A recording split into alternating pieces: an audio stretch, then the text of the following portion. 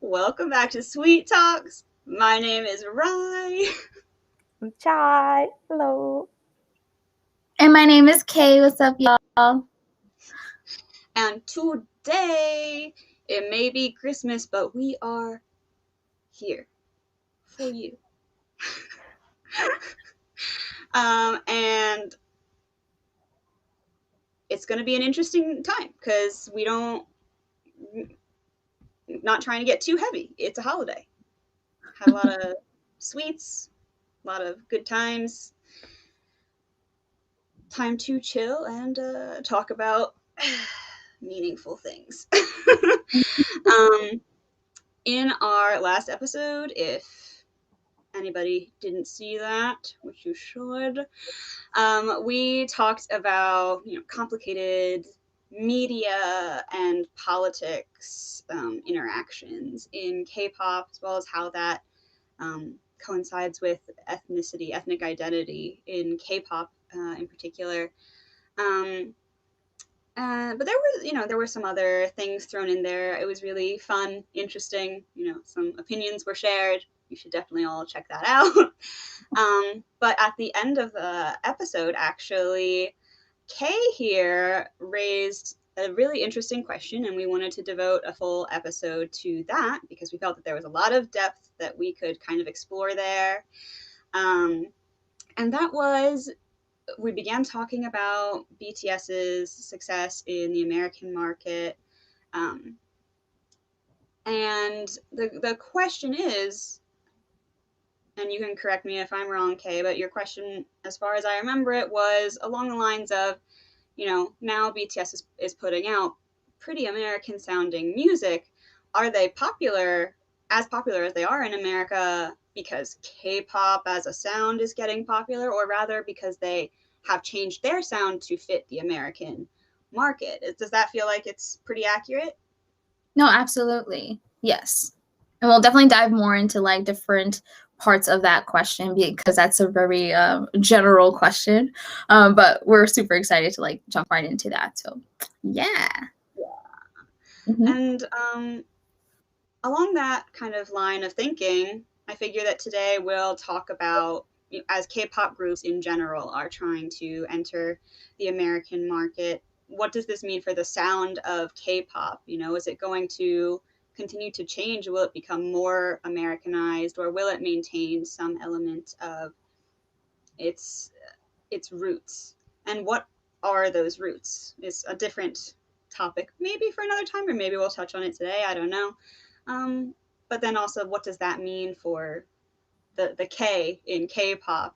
At what point does it become useless to differentiate as far as genre and sound is concerned? Mm-hmm. So I guess to start out, to kind of get us into that question, since you were the originator of the question, Kay, do you want to let me know if you have noticed any changes in the sound, the average sound of K-pop, as you've been a fan, from beginning to now?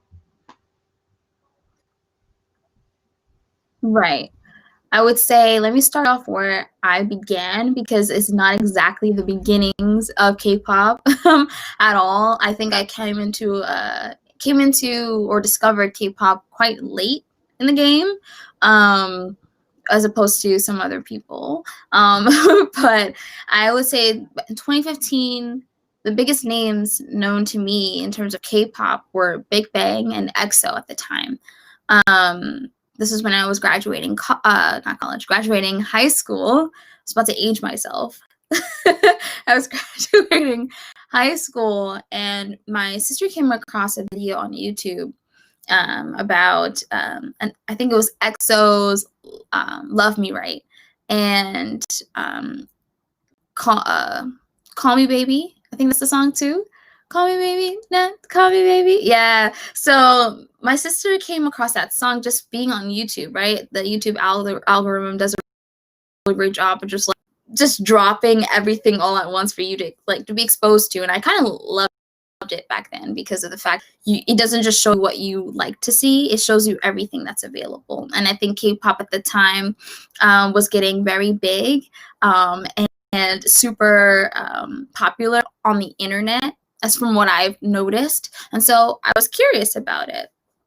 And I have like a weird history with K-pop, and in general, aside from that, I have a story where I went to one of the concerts thinking I can go and I didn't go. I talked about that in our first episode, so you could definitely watch that and revisit that episode and see exactly how I stumbled upon K-pop. But at the time, the sound of K-pop to me didn't sound like anything I was familiar with. So with that being said, just like trumpets and like you might hear the song and like the cadence of the song, and then all of a sudden the change will go to like a jazz or a swing or like a classical or a pop type of sound, and then it will go back to its regular like cadence, which is very interesting. Like K-pop is meant to be pop, right? Every element of it. What's also pretty essential about the sound of K-pop is that it's spoken in Korean, right? All the songs are sung in Korean. But each that is in these groups is very, very different from each other. And that's what I really did. Just coming from America, and we kind of lost that era of like boy bands or like girl groups and things like that. Growing up, I definitely was exposed to it, but then as I got older, I didn't have that opportunity to participate in that, aside from like One Direction and like The Wanted. But from then on, there was nothing more. Oh, and Mindless Behavior. Let me mention them too. So those were like my top 3. And then I got older and they also phased out. And so there was nothing for me to gravitate or like be attached to. But as any high school kid, you fawned over boys and like boy groups. But this was very different because it was the aesthetic. It was the package, the whole package. I began to discover like the in and outs of the K-pop industry, just being involved, right? Being a member of this fandom, right? It doesn't matter which group you were a part of. If any group that you were interested in, you were going to do some research on them, right? Like, I don't know if I was the only one, but I definitely took the time out to just study their music, but also study their craft, like who they are as people, which is pretty awesome. Some people just go to the extreme, but you know, we all have those moments, you know, young, angsty teen, like who else, right, wouldn't do that. But going back to the sound of the music, I think over time, I paid more attention to it because it's been more apparent because of the climate that we were in. But back then, K-pop was just separate, right? The sounds were separate. It was in a whole different category to me. Whereas I feel like now, because K-pop is utilized in so many different like environments, like I've never heard someone in Walmart use K-pop before, and now I do.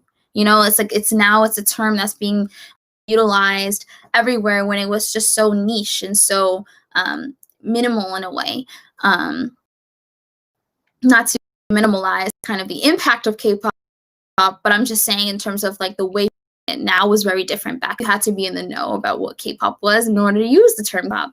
But anyways, going to now, everyone's using the term K-pop, and everyone is kind of having a discussion about what K-pop sounds like and what it looks like. And in America, it's very different than what it used to look like in the past, right? I'll say past. I'm saying only 2015, like that's the past that I'm talking about, because that was the first time I've heard of it. I didn't hear BTS on the radio. I didn't hear Super Junior on the radio or SHINee. Like that wasn't a thing that was happening in 2015. But now in 2020, you're hearing BTS on the radio. And as I'm starting to see their presence being more known within the mainstream culture of music and how that's being shared in the United States, that be through radio, I discovered that is BTS, or rather questioned, is BTS still K-pop? And people might say yes, because that's how they're being marketed as, right? Any magazine you'll see, it's like world dominating group or K-pop world domination group, right? Which just means that they are pretty popular. Like, everyone knows BTS because of K-pop. But as I began to compare what I was used to in 2015 to now, and granted, my music tastes have changed over time in these past 5 years. But what I will say is that BTS is not the BTS I knew in 2015 in terms of their sound and their musicality, right? And I can say for me personally that they're more mainstream in the United States because their music has changed, right? They're following a palette or a taste of music that is catered to a wider and a broader audience, which explains their popularity, which explains why they might have more English lyrics or songs that are completely spoken in English, i.e. Dynamite. So I say that to say that I have definitely noticed kind of the tone of K-pop being changed along the or revolutionized over the time in the past 5 years. And I'm really curious to see what we all have to say about it, because not that it's a problem. I do think, though, what's interesting about this is that how can we then say something is K-pop when it's not? And it reminds me back to the Teddy Park quote that we've used since the start of our podcast. It's K-pop, right? But why do we have to put K in front of K-pop? It's just Koreans doing music. And I think that says a lot about how we're seeking for understanding and in hopes of receiving more representation on this like mainstream platform when it comes to music. And like, we're not subjugating each other anymore and putting each other in these weird categories for our own comfort. Like, if we're saying that music is music, then why do I have, as a K-pop fan, why did I make that great distinction of what, K-pop was before and what it is now? Like, why did it change? Did it have to? Like, for what reason? And that's kind of where my sentiments come from and my curiosities come from. So I know that Chai wants to jump in on that as well, and what you've noticed about K-pop being how K-pop has changed from the beginning until now. Right, and the question was, how have you personally identified with K-pop in the past, and what you've noticed about it now? Yeah, when I asked you the questions, that wasn't the question I wanted you to put, like, all the questions that you just asked. Can you put in chat? Because you said a lot, and I was trying to follow everything, just to see like where I can add in. And I think what I'm going to speak to is less of the question of like where I see a difference, because I don't think that I, as somebody who listened to K-pop, saw a difference in change, because I saw K-pop as something that had multiple sounds to it already. So like a group or an artist or whatever can come out with one song that may sound different from another song, or will come out in a different, like a song will come out in a different language. And so I never really saw like what's happening now with BTS, for example, is something that has kind of been happening, but in a different market, like the Japanese market, for example, like how they changed their sound in order to fit with the Japanese, with the Japanese musical aesthetic. And now, because a lot of BTS, as of right now, but I know a lot of groups were trying to market themselves into America, but has failed. I'm constantly thinking about Ailey and that song that she produced, and everybody doesn't really talk about it as much as, like, for example, Dynamite. And so it just makes me think about, like, what are the important factors that must happen at the same time in order to like allow a group to be successful. Like, why is it that BTS is successful but not like somebody like Ailey? But then I'm also thinking about Psy. Like, if y'all remember Gundam Style, Like, even though Gangnam Style was not necessarily, like, if I remember, huh? Who could forget?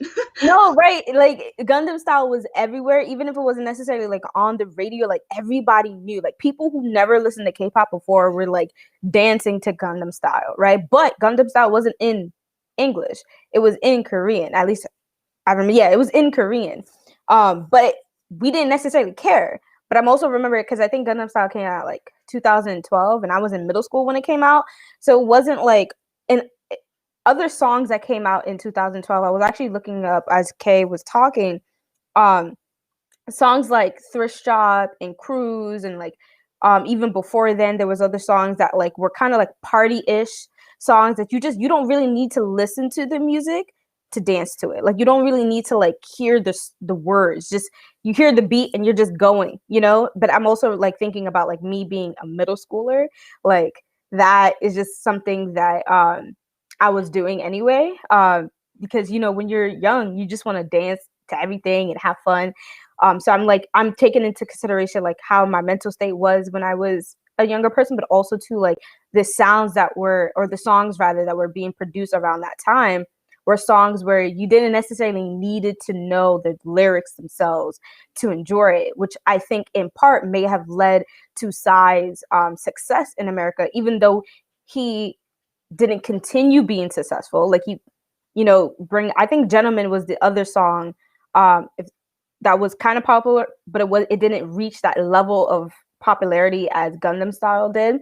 But after that, after those two songs, nobody talked about Psy anymore. Like, I already graduated college and people don't talk about Psy no more, right? We could bring up Gangnam Style and we're like, oh my gosh, he has those like middle school tunes, but it's not something that had like lasted its how you call it, like its fame. It didn't prosper into something more where he can his impact. It didn't come it didn't last. And so I'm wondering, like with BTS, because they are actively actually putting in like English lyrics or making their whole songs English, and other factors like changing their whole aesthetic, if that is going to add to the longevity of BTS being in American media. But also too, like, is this going to be like a one-time thing, like only BTS, or is this opening the door for other groups to come in? So like, I'm thinking like NCT. I'm thinking of other groups that may not have been popular in Korea, but because they have already a international fan base. But would that international fan base also allow them to go into the American market? So that's kind of like what I was thinking as well. I'm not putting any shade on BTS at all. Like, I recognize their fantastic achievements, but I'm thinking like, are those achievements enough to essentially open the gate wide enough to allow an infiltration? Well, I don't even know if infiltration is the right word, but allowing multiple groups, not just one or two, but multiple groups to come into the markets of America, or even thinking about proliferation. Yeah. Like thinking about like, or if it doesn't necessarily open a lot of those groups, what would it then still mean? Thinking about Kay's question, like the changing aspects of K-pop, because I was also thinking that too, like, because BTS is coming into the American markets, what would this mean for all the other groups before and after BTS, and how they are going to produce their sounds, which already their sounds is in my eyes is always constantly changing anyway. But what would this mean now as they're coming to American markets? So I'm just going to start there because I know Rai wants to jump in. But that was like at least the first thing I was thinking about as Kay was talking. I kind of forgot the other points. But Rai, if you want to jump in. Those were really good points. And it actually threw me back to like middle school. And oh my God, the number of like American songs that I would sing along to without knowing what they were saying. I think about like the inappropriate stuff I was singing along to as a kid. Like, I just didn't pay attention to what the lyrics were. But I think that it's super interesting to think about BTS, and to a similar extent Blackpink as well, because I find them um, to be of a similar kind of fame level. Like when people in America who are not K-pop fans think of K-pop, they think of BTS and Blackpink. Um, and it's fascinating to me as somebody who got into K-pop 10 years ago. Almost a little over 10 years ago, right? Because we're coming to the end of 2020. Um, for me, what was so interesting about K-pop at that time was that it was so different. It was extreme. It was just like really bombastic, and there were all of these different elements, and it created a sound that was extremely dramatic. Like there was nothing subtle about it at all. And I really liked that. Um, but I also recognize what Chai is saying about how historically when K-pop groups have gone to break into the Japanese market, they have changed their sound to fit the Japanese market. And before BTS, when a bunch of other groups were trying to break into the American market, think Wonder Girls, think BoA. Oh my God, was it really all girl groups leading the way? Proud of them. They had to put up with a lot. But at the time, it was like K-pop was gaining traction internationally, even in the U.S. Like there were kind of sectors of particularly youth culture that knew about K-pop in America. I am evidence of that, you know. But when Wonder Girls put out an American's kind of market-driven song, it was Like Money, I think it was called. And the lyrics were like, love me like money, love me like cars, something like that. They were trying to, it was rough. But I also think of BoA. She put out some songs that I still think are pretty similar in vibe to like Britney Spears at the time. Um, think like 2010-ish era. And she even starred in some American dance movies and things like that. Like she was really doing the most. And as the kind of beginner of expansion for K-pop outside of South Korea, she had a lot going for her. But K-pop, those sounds were trying to cater to the American market, but particularly I'm thinking like with Wonder Girls, their song that they put out it sounded like a reject from an American artist's album. They were like, no, we're cutting this. And then they sold it to Wonder Girls, you know, or I guess more accurately to JYP. And he was like, you take this. And it was not actually until K-pop itself as a sound that was not in particular catering to Western markets became more and more popular over the next 2-3 years from that point. You know, a lot of K-pop groups started having like individual group concerts in America in 2012, 2013, and beyond. And it wasn't until that point that it was actually, you know, someone like a group like BTS could actually become popular, you know. Even I can imagine had they put out, you know, Dynamite 5 years ago, it wouldn't have caught anyone's attention, I don't think. But now, because it's BTS and they have become kind of emblematic of this entire K-pop and Hallyu movement, that's part of why people are, it's almost like they're given permission to pay attention now. And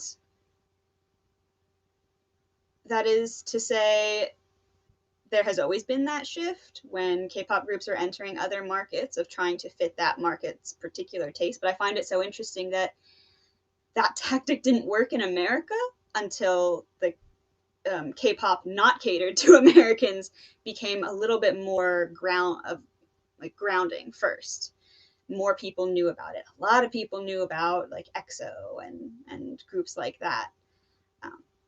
So what hasn't worked in the past has worked now because the groundwork has been laid down.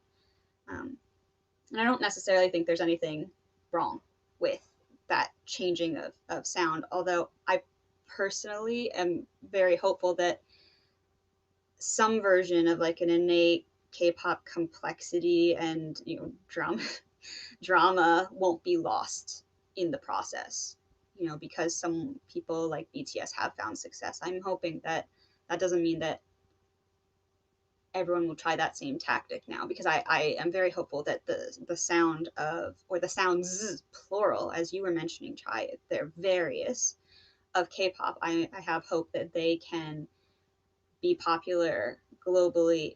I mean, they are globally popular, but I mean like in Western markets in particular on their own. But I know Kay has some thoughts on this, so I'd love to hear what you have to say. Yeah, I mean, you made me think about a lot of things, and we've already talked about this in like our own private sessions, but what I'm really curious to know is then if we're noticing a change in K-pop, like is it becoming less authentic? And then that's another question, right? Like we've already mentioned that K-pop, the industry itself, alludes to so many different like music markets, right? It can have elements of hip hop, it can have elements of rock, it can have elements of classical, it can have all these various elements that are not how should I say that came through K-pop, right? Like K-pop is a conglomeration of all these different things, right? So can we even say, was K-pop to begin with what it's intended to be right now? And the reason why I'm saying that is because K-pop is the least Korean thing out of the Hallyu wave that I find it to be. And I know I'm treading on some interesting waters right here, but the reason why I say that is because we've already recognized that musically it's not traditionally Korean, right? And we've already had this conversation regarding trot music. Like trot music is popular Korean music that already has its own like elements that are not tried and true to Korean traditional music, like pansori, right? Pansori is a epic. It's a form of like epic opera, I don't even know how to describe this, but like pansori is an element. It's a combination of a Korean traditional drumist and a vocalist who both work together to tell a story, to tell a narrative. Pansori is very different than K-pop, right? I'm also seeing elements of pansori being modernized as well, because I do think now that Korea has gained such popularity, it's opened up doors for collaboration and interchanging of different elements that is not in all Korean, right?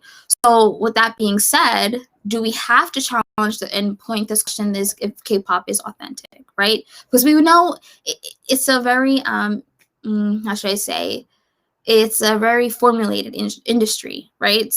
They have training programs where they train young kids from the ages of 8 and on up to become idols in hopes of becoming idols, honestly. Like, I don't know the statistics of how many people enter into these labels, but have yet been debuted, right? So we have like these types of questions, like it's some fact of sorts where you're being or creating that might not, or in another sense, or in another I guess way of putting it, you are like developing an industry where there's so many talented young individuals, young kids who are just waiting to make that break, and they just can't, make that sacrifice anymore and be in these big companies, and they end up going independent, right? And they end up doing their own thing. And although they're not Korean idols, they're artists, right? They're musicians. They have their own sound based off of their own interest, right? And would you say that these artists, these Korean artists, are more authentic to a Korean sound than K-pop? But then what is a Korean sound? And I think that's the point that Teddy Park is saying too, is that K-pop is just pop music with the K in front of it. It's Korean because it's spoken in Korean. So why can't you just say that what we're doing is pop music, right? If that's what he is saying, right? We're just adding more onto it because he didn't quite unpack that for us, right? That documentary, the one that we're talking about, it was of course a Blackpink documentary that you can find on Netflix. It posed a lot of questions for us because we love music, right? And we're not gonna call it, like, I don't know, we don't call hip hop black hip hop. Like we know where it comes from. Like we know who it derives or which communities it derives from. Similarly with K-pop, but can we feel comfortable without calling it K-pop? But I think as a fan, it may make us feel some type of way. It's because we're losing that sense of identity that's attached to K-pop that makes it unique, that makes it special. So just making it more mainstream and just like colloquial in a sense where it's just pop music, it loses some taste, right? It loses some like people's interest into it. And or at least the true fans of K-pop, it loses their interest in it. I would say. And is there a danger in posing that part? Like, can we just remove the K from K-pop? But I say that to say it's just that it's very interesting to see the transformation of K-pop to now, because before I was, ignorant to the fact that there are music producers, there are writers, ghostwriters, there are people who are in these writing camps that are not Korean, that are helping make and produce these songs. And so going back to that question again, is that K-pop is not authentic to Korean culture. And I don't want to say that it's not, because it's spoken in Korean. You do have Korean producers who are collaborating with these international producers as well to create this sound. So it is a mixture for sure, but their parents weren't listening to this type of music. You know what I'm saying? Like, this is not a generational thing. However, now it is. Like, you can see, like, over time in decades, well, I'm saying from 2000s up until now, it's been 2 decades, you can definitely say that K-pop has an impact. It has its own genre. It's its own standing thing, and it makes its own music, and it produces capital. It's its own entity. But what's sad is that I'm curious to see how Korean groups, like you mentioned before, Rai, how like K-pop groups, like younger K-pop groups, are they going to have that opportunity that's been, made by BTS, and will they be identified as K-pop artists, like in the future, in the long run, right? Are they going to start off? Is this like a get your feet wet, and then like now you're going to run off and like become, these mega pop idols and these famous celebrities? I don't know, right? I'm no forecaster when it comes to music, but I'm just like going based off of what I've noticed that the music industry is going into, and it just poses some questions for me. And so I know that Rai, you wanted to hop in on that as well. Yeah, I think I actually think that I disagree slightly with a few points that were raised. I think, but it's really a matter of perspective here, right? When I think of K-pop, I don't think of K-pop as a genre. I think of it as a market, right? And so in that way, I find K-pop to be different from, say, American pop, which is its own genre. We separate it, pop, rock, all these things. They're very synthesized down to kind of one core concept, which is why a lot of people will completely write off an entire genre of music in America, right? But I always find it, personal opinion here, I find it ridiculous when someone comes to me and says, I don't like K-pop. Like, what? which one, which part of it, because rather than K-pop being a genre, I tend to think of it as so many kind of disparate sounds that come together in one market and share a similar level of notoriety and popularity, right? Like you have your cutesy girl groups, which sound absolutely nothing like Monsta X, sound absolutely nothing like Card, which sounds nothing like NCT, which sounds nothing like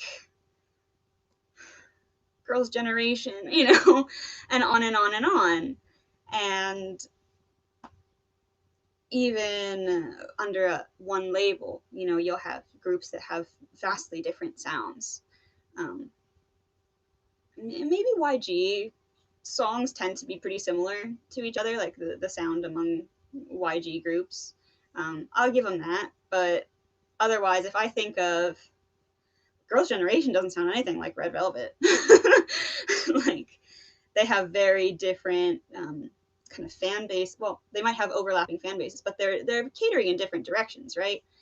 And so when I think of that K in front of K-pop, I feel like it actually has slightly more. If we just got rid of it and we were like, it's pop, that would be disingenuous, because it's not all pop. There's a lot of R&B thrown in there. Sometimes there's jazz. There's a lot of hip hop. There's, like you said, I mean, like sometimes people are throwing in some, bits of classical and rock and funk, and I almost find that complexity of the K-pop music market is part of what draws someone like me to it, because it's one place that's fairly concentrated, right? It's easy, once you found one K-pop group, it's really easy to find others, not even of similar sounds. Your YouTube recommendations will be just all over the place. And you can listen to so many different types of music and find new artists really, really easily. As someone who likes to listen to, screamo,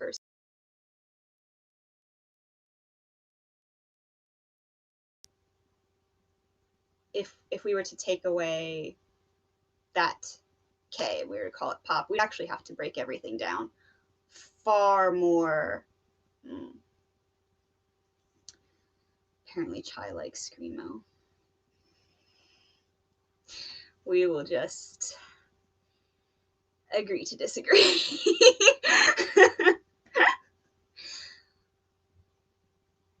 There's some out there, I'm sure, that I would like, but it's like country. I don't like the what comes out on the mainstream of country for the most part. I'm not about, how sexy is this tractor. I'm more about the interpersonal storytelling of country music. But I think that if we took the K away from K-pop, we would have a much larger job of breaking K-pop down into its smaller subgenres in order to have them find their place, because they're not all pop, although sometimes they do produce pop. It's complicated. That's what I like about it. But I know that Chai has some thoughts, so you can give your 2 cents here. Can I just say you wounded me? Screamo got me through middle school. No, you cannot say that. I didn't mean to hurt you. It's just that I have enough screaming in my own head. No, that makes sense. That's fair. That's valid. But it's a hurt. I love you too. Love you. So what I wanted to say, I think a mixture of what Kay and Rai, what you both had said so far, is kind of where I was thinking, right? Because at first I was looking at K-pop as pop, right? And was thinking of it of like, if it's just people making music, why do we have the K? But then I'm also like, if we take away K from pop, just saying like, because they're just still making pop music, that means we should be taking out all the other letters from all the pop music that is produced in all these other countries, and we don't, right? And so it's just a question of like, why don't we? And I know like part of the conversation, as our viewers probably gathered so far, that we have like pre-conversations, we kind of recognize that this is because America and our perception, not us as us three people, but as a larger music industry perspective, it's like we kind of set the trends and everybody's a derivative of that, which is really interesting.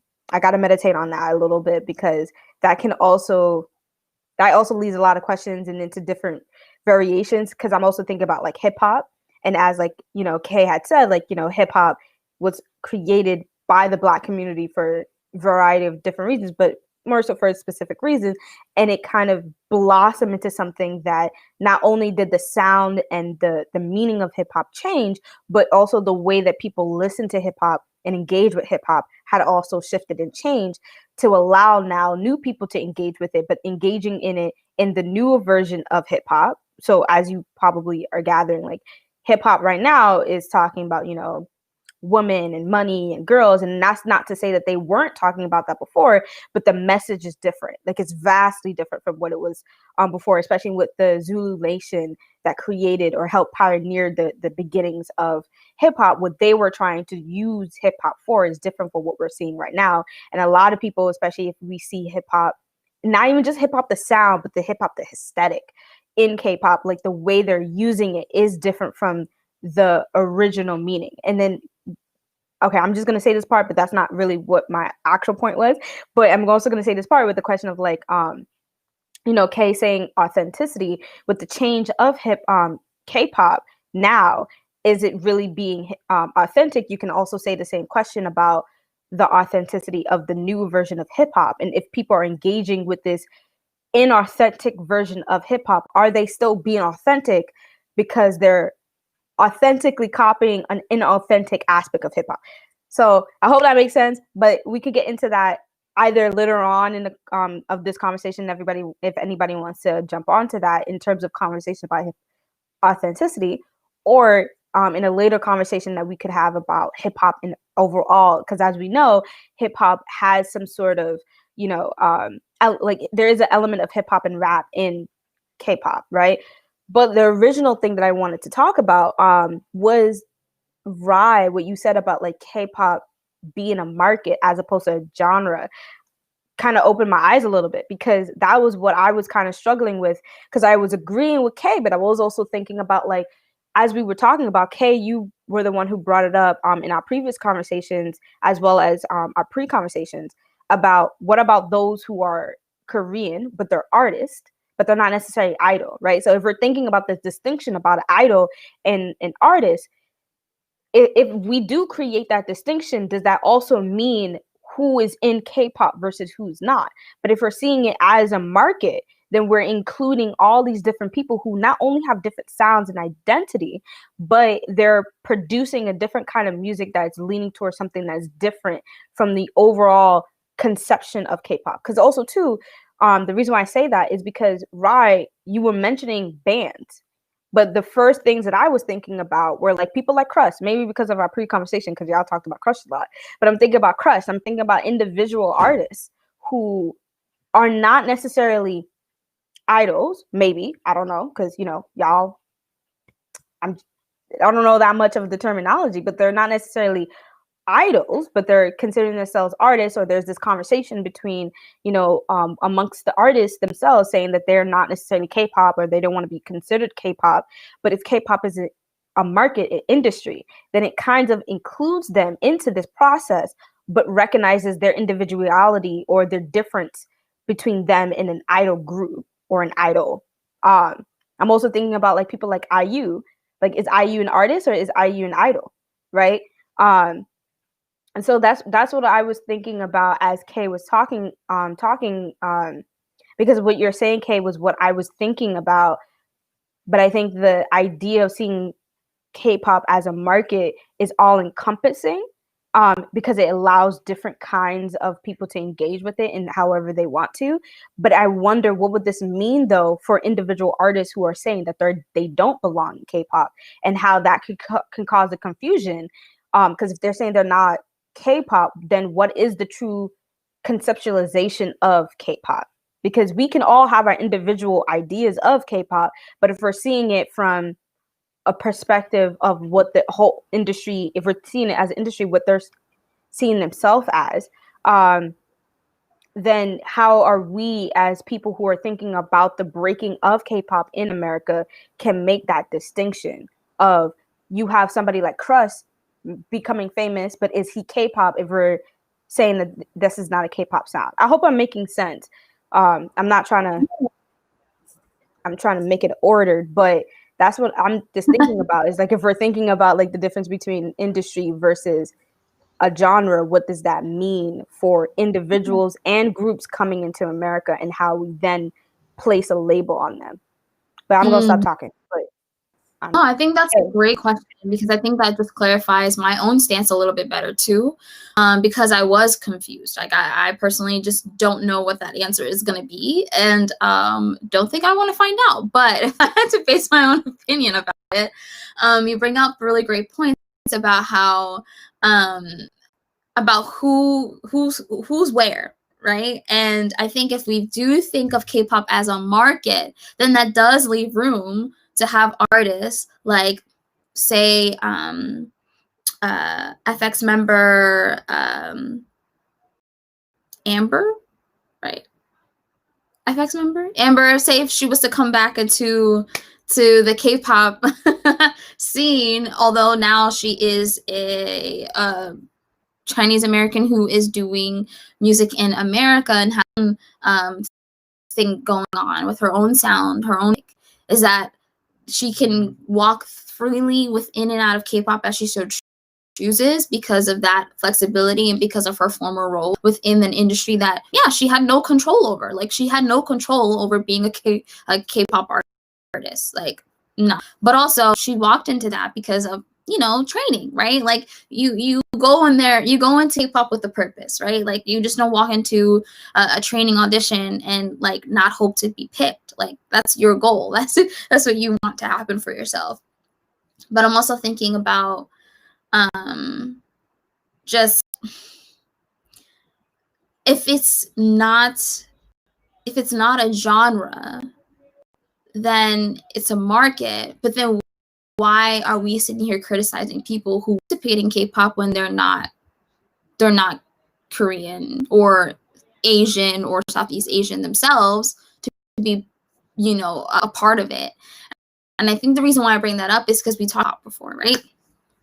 And Z-pop is, I don't know if it's a genre, but it's a group, a former group. I don't know if they changed companies, correct?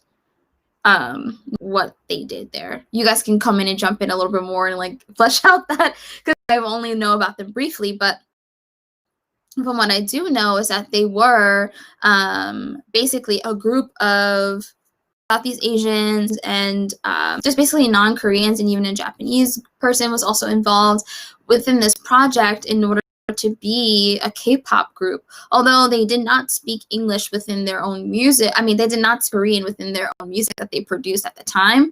But from what I remembered is that they were taking Korean classes in order to speak Korean and be able to use that within their music. So there is that clear like trajectory, right? Like, they want to be within that industry and be, you know, known for their role within K-pop, right? But I know that Chai and Rai wants to jump in a little bit more about that to like flesh out what their whole thing was about, because I don't know. But the reason why I bring them up as an example is that, are they just trying to take an opportunity within this market, right? And say K-pop as a market, or like the Hallyu wave, like K-pop is not just its own entity. Like you mentioned before, Rai, how there are people within JYP who are being represented by JYP that are actors or actresses, or they do different forms of art, right? They're not just solely K-pop artists, and they're not solely just artists. either. Like, they're not just like regular who can do whatever they so underneath their label. Thinking about ballad artists, I'm thinking about like classical Korean singers who are under this very huge company that can do a lot, who are doing a lot of work within the K-pop industry itself. So I'm just thinking about that, is that like, are these dramas also in tune, like K-pop industry? I mean, obviously, because they aren't as popular as K-pop music, although I think that Korean dramas are more popular. But anyways, my point is, I'm just trying to figure out, like, if K-pop is a market or is it a genre? Because a genre is very specific, and people can say that K-pop is a genre because you don't have different music producers. Like, for example, you don't have an American producer from New York City making a song written in Korean. You know what I'm saying? Like, that's not what they're doing, as they're participating within the pop industry, within the pop genre of music. I hope I'm not being confusing, but what I'm saying that is that, like, if I knew a local music producer, he will say to me that he creates pop music, right? But he can't say that he creates Korean pop music or K-pop because he doesn't speak Korean. So I'm just trying to think of, like, maybe there are limitations of people's ability to participate within K-pop. Therefore, why it might not just be a market, it just might just be a genre where it's very specific to individuals who can capitalize off of that. And I know that Rai, you wanted to jump in, and I know Chai wants to jump in, but I don't know who wants to go first. Yeah, I can go first. I had a lot of thoughts, and then my brain went, poo.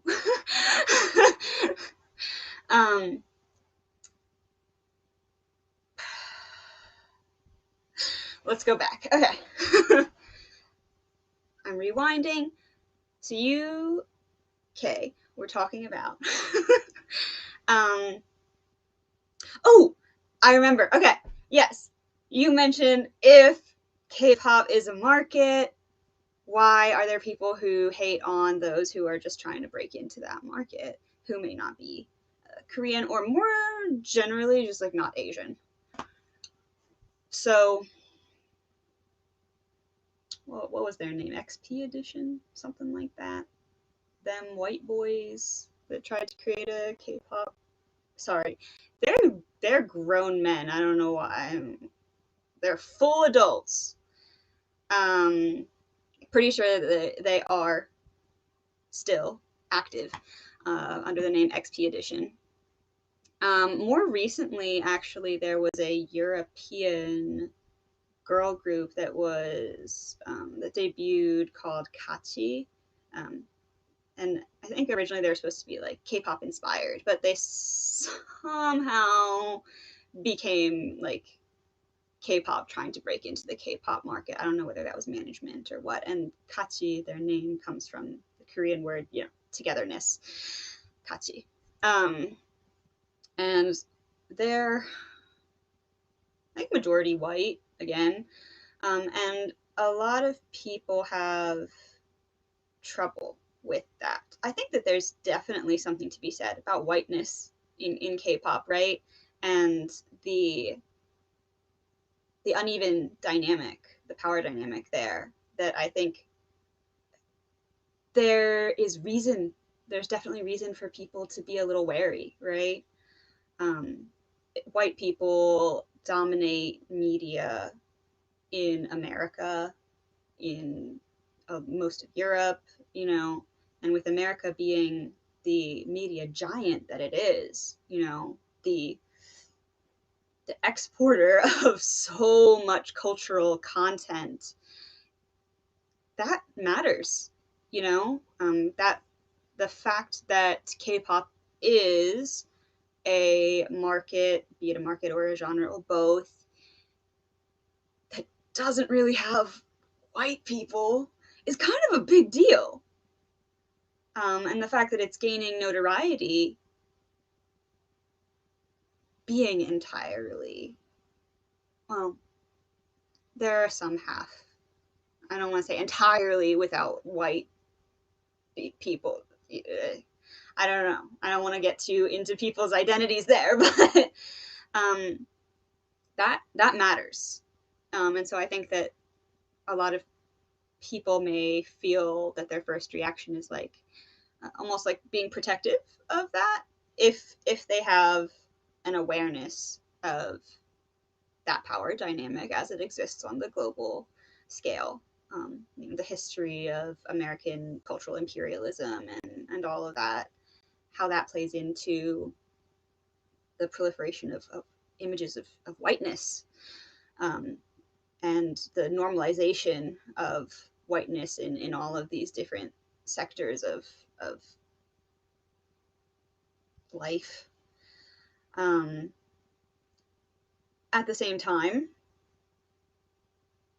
as far as I know, Korean audiences don't have that much of a problem with it. It's largely non-Korean audiences that are very focused on keeping K-pop, if not solely Asian, then at least, not white. And that, again, comes from a different experience and awareness, because of what people grow up witnessing and what they are exposed to. I think I'm getting a feeling now as we're talking that, and Chai kind of mentioned this with me a second ago in our private chat, but a feeling that K-pop was in its beginning closer to a genre. And I think it became more of a market over time. It expanded so much because if we think about it, it started with like two companies and like two groups, and their fan bases were warring over, who was better. HOT and GOD, I think. I feel like I'm wrong about one of those. But anyway, there were like two groups. It's a big deal. Sotaeji and the boys came along, the humble beginnings of YG. I think that at that time, if you have such a small environment where the music can be cultivated, that definitely can count as a genre, right? And they're producing very, very specific types of music, largely influenced by what was popular in America at the time. Not necessarily like American pop at the time, but just what was popular at the time. So that was really more of like a hip hop kind of thing. It was the 90s. Hip hop was banging. And the aesthetic was huge at that time. The music was huge. It's still huge, but like in the 90s, it was like, I shouldn't be saying this. I didn't live through all the 90s. But so I've been told. And then over time, as K-pop has expanded, I think it has become impossible for it to maintain its salience as a singular genre. It has way too much going on, way too many different sounds, way too many different concepts. I can't. There are the genre explanations. Listen, I didn't want to get into this, but if anyone ever sees the press release from the company about when a group is putting out a song and they're like, the genre is, insert long string of like 20 different adjectives for the genre. It's like neo, pop, funk, hydro, flask, like like booty poppin', hot ding a dang, It's no one knows what they're talking about. They're just like, okay, we'll hear it and we'll see what you mean by that. And then it's a song. Don't know what that description was for. But I think that to a certain extent, K-pop is aware that there are genres within K-pop. You know, if they're putting out these, oh, you know, the genre is kind of press releases, I think that they definitely know on some level that K-pop is not a genre. But at the same time, like Chai was saying, and like Kay was saying, what happens to the people who are like, I'm not K-pop. I'm just not. I'm strictly R&B. I am strictly a part of a rock band. And I think that, honestly, part of the reason we're having this conversation is because nobody really knows what K-pop is. K-pop does not know what K-pop is. They can't agree amongst themselves, so we're not going to be the deciders of what K-pop is. But it remains to be seen whether what I see currently as more of a market, which does tend to have certain qualities in the music that it produces, whether that will maintain those specificities or whether they will kind of become more diffuse and vaguely vague. You know, a little more vague. But I don't know if either of you have more thoughts on this here Christmas. I mean, on this Christmas Day, the present we received is a present of curiosity. But anyways, I think that you're saying a lot there because, like you mentioned before, like there were specific people who were kind of like the pushers of this new sound, and K-pop was a subculture, right? Like think about anime and people that follow anime. It was a subculture. I think because we're in an era where everything is shared and borrowed, you're seeing conversations about anime and Black community. It means it's powerful, right? It means that it's made an impact to change people's lives and be a part of people's childhood, right? And it's not solely related to one culture, right? Like, and I say that because like K-pop was a genre, like you mentioned, and the reason why I'm going off on this because I'm seeking to understand. Like I'm just trying to see where this can take me because I'm a lover of music and I also want to make sure that I'm aware about the production quality that goes into you know, that goes into everything, right? I don't want to be just a consumer of music, and that's how K-pop made me feel, right? Like being someone who admires K-pop, it also came across to me as something that's more like I'm consuming K-pop and I'm not like putting in my effort to understand it and putting in my effort to understand the groups behind it and the work that they put behind it. But the more that's revealed, the more it's like, wait, hold up. That for a second. Like, you're not the only group of people that's involved in what K-pop looks like today. And so I think that's a powerful thing to think about because in the beginning, yes, it was very small and it was minute, and then it was catered to a specific audience, right? It was catered to young girls and teenagers, right? It was only meant for that subset of people. K-pop has kind of outgrown itself in a way, and I don't think K-pop maybe have intended to do so that way, right?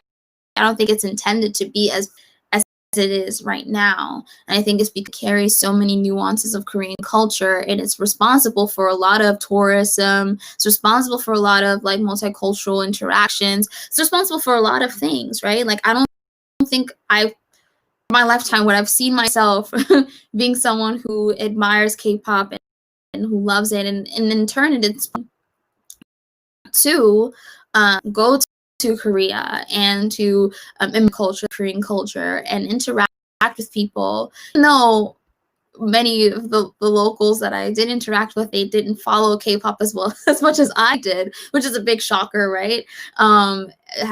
Which is hard to admit. Like, I didn't just go to Korea for K-pop, but I went to Korea because I wanted to seek more understanding, right? Like, and to find out that like K-pop is just something that's actually quite more familiar than it is distant or foreign to me was interesting, right? Like, I wanted to go there to see what it looks like, and to see the way that art takes form and takes place in Korea, and doing all these or going to like these dance studios, and like seeing like people who enjoyed music and love to dance to music as much as I do, right? Like, it's a way to connect to other people, and that ultimately that's the idea behind K-pop, right? Well, is to connect just as much as any other genre of music or marketing of music. It's the same thing, right? It works. It has that powerful quality that it's do. But I think moving forward, if we want to see kind of a more open-minded discourse about K-pop and its properties, and the way that it operates in society, and the way that it kind of like cultivates culture, I think it's important to understand. I'd rather have an open-minded conversation about like the things that are kind of problematic about it, right? Like, we're not saying everything about K-pop is so peachy clean, but we love it, right? We admire it. Like, we love what it does and how it makes us feel, and like that industry itself. Like the hard takes to become an idol. When I say the industry itself, the hard work that it takes to produce music, I mean, like any other genre of music. But I say that to say it's just that I'm still trying to learn more about the K-pop industry, and just like be more aware about how it's become, and how its relationship to American music, its relationship to Japan, its relationship to China. We haven't even gotten to that, and there's a whole political thing about that too, which I'm fairly interested into learning more about too as well.